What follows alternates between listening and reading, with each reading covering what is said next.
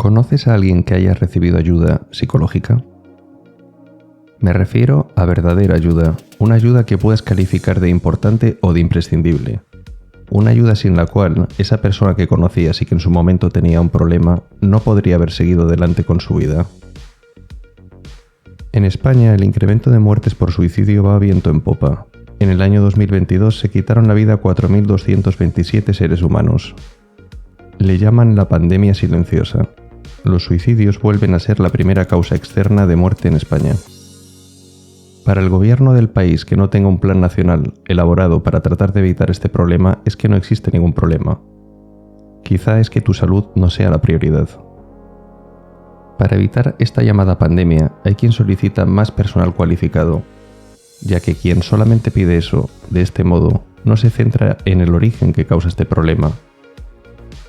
Se dice que la gran mayoría de las personas que piensan en suicidarse no quieren morir sino escapar a un sufrimiento extremo. Por tanto, vayamos a las causas que originan este sufrimiento. Si evitamos en la mayor medida en que podamos ese sufrimiento, también evitaremos por lo menos que el problema vaya en aumento. Ni un ejército de psicólogos puede frenar, por ejemplo, el burnout, el síndrome del trabajador quemado.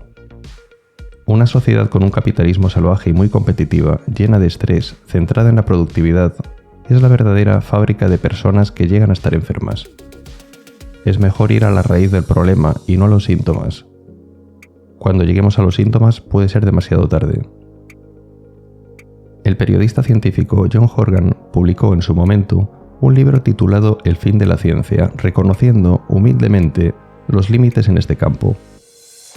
Con su planteamiento se cuestionaba la posibilidad de que la ciencia perdiese su lugar de honor en la jerarquía de las distintas disciplinas, quedando reducida a algo parecido a la crítica literaria. Ahora toca anunciar el final de la psicología. Por su etimología, la psicología pretende ser la ciencia del alma, aun basándose en el estudio de la conducta y de los procesos mentales. ¿Cómo liberar a la especie humana, por ejemplo, de los psicópatas integrados?